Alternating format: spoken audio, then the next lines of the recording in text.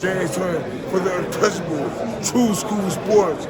Let's go, baby. Bow! Be careful what you wish for because it can become a reality. Yeah.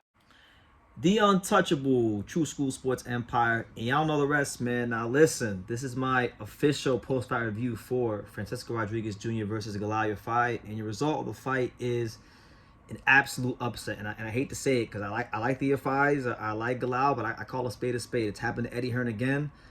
Galal Yafai, Matchroom Boxing, more specifically Matchroom Boxing, exposed by the Mexicans, because it's becoming like a national holiday. Like every year, a Mexican fighter goes to England and beats up some highly touted British prospect or champion or contender. Just it's a tale as old as time. So it's happened once again. Now, it was actually a good fight. I don't want to take away from what Galal Yafai did. You know, he actually went in there and fought to the very end, like unlike a lot of British fighters. He fought tooth and nail until he couldn't fight no more, until the final bell, and he won the distance. So I don't think Yafai lost the fight for a lack of trying. But in the end, you know, when you talk about Francisco Rodriguez Jr., Chihuahua Rodriguez, you know, the former unified minimum weight champion of the world, this guy's fought. This guy Rodriguez, he's an old Mexican warhorse. He's been in there with so many names over the years. If you know about the lighter weight categories, you know this guy's name, because he's been in there with, you know, guys like Kastunari Takayama, beat him, you know, fought Donnie Nietes, he fought Roman Gonzalez, he fought, you know, Junto Nakatani, Kazuto Ioka. So like he's seen so many of the best names in and around these weights over the last 10 to 15 years. He's fought them, you know. So there wasn't going to be much that Galal Yafai could bring to the table that he hadn't already seen. And if Galal Yafai wanted to really show that he was that next top tier, upper echelon, creme de la creme British fighter, he had to not just beat Francisco Rodriguez Jr., but beat him soundly. And none of that happened. You know, it was actually the opposite. Francisco Rodriguez beat Galal Yafai soundly. You know, Yafai, it started in the very first round, because Rodriguez, when you look at his style, even though he is a volume puncher, he's got craft to him. He does a lot of things really well. He subtly shifts to different stances mid combination. He can throw comfortably from the southpaw stance. He can throw comfortably from the orthodox stance. And this little wrinkle, combined with the fact that he's throwing a high volume of punches, really gave Galal Yafai a lot of fits. He was able to counter punch in between the shots. He was able to push him back, put him on the back foot, and just make him uncomfortable all night long. So just a very long night at the office for Galal Yafai, who really and truthfully, like, guys, I thought Yafai like was moving along pretty well. He had picked up some good wins. He just made Sonny Edwards retire. The last fight, he beat Agustin Galto, the Argentinian, who, you know, I thought had a pretty good future in boxing at the top level, and beat him pretty clearly. So he was looking like, you know, he was starting to look like the goods.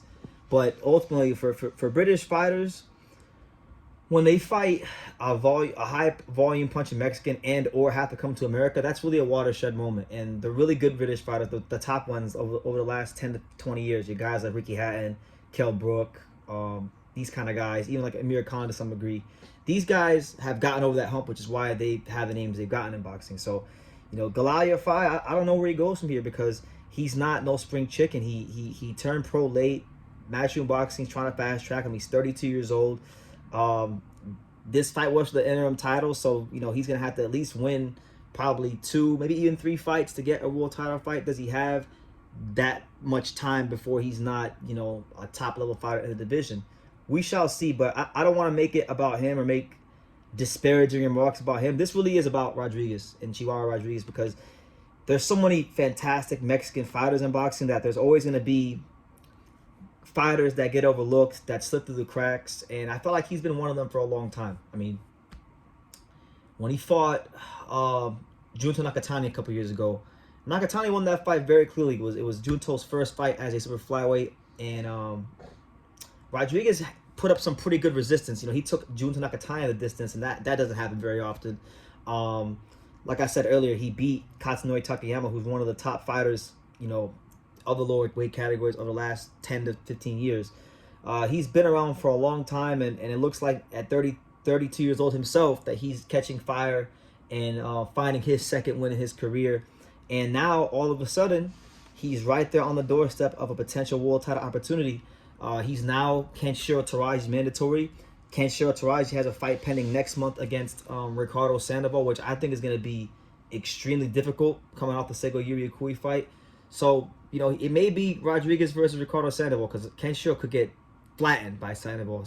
Sandoval is a dangerous fighter. But, you know, either way, you know, this guy has been fighting his ass off for a long time to get back to this point, and he's done it the right way by beating a guy in Galal Yafai who was proving himself to be one of the top fighters in this weight class and is an Olympic gold medalist, and he didn't just beat him, he beat him easy. So, you know, really good performance. He actually winds up dropping Galal Yafai in the 12th round.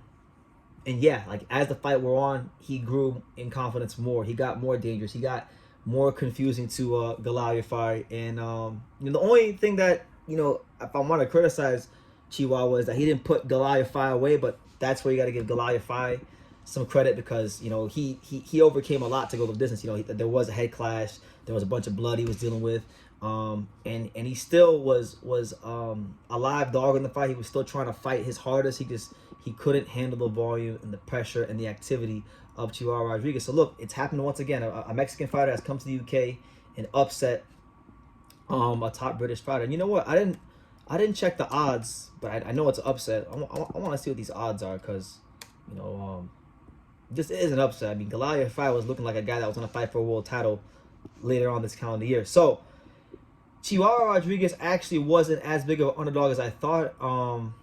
He opened as a 2-1 underdog and he closed as a 2.5-1 underdog. So he wasn't really a massive underdog, but underdog nonetheless. And congratulations to him. Mexico has another fighter that could potentially be fighting for a world title. And I'll tell you this.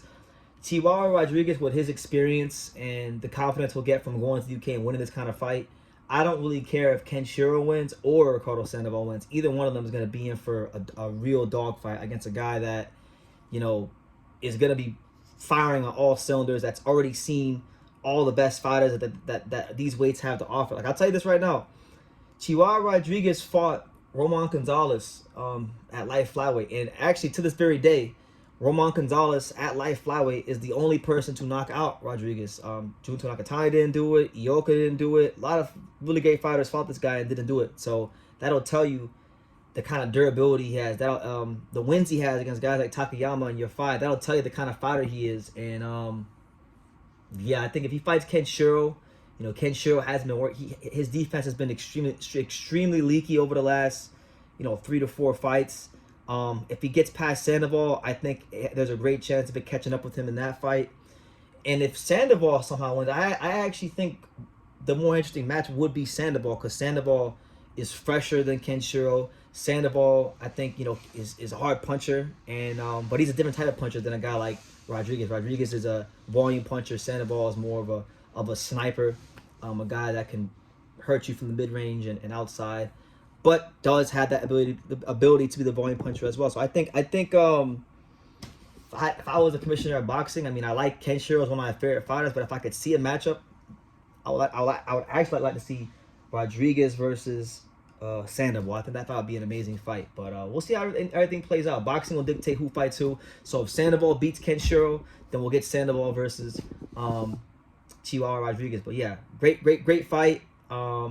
We'll see where your fight goes from here. I mean, as far as him, just to finish my thoughts on him, he lost this fight. So when you go and look at the rankings, I mean, some of the top guys in the WBC are guys like, you know, Sego Yuriakui, who's also coming off a loss, Yankee Rivera, Angel Ayala, Felix Alvarado. There's still some good fights out there for him.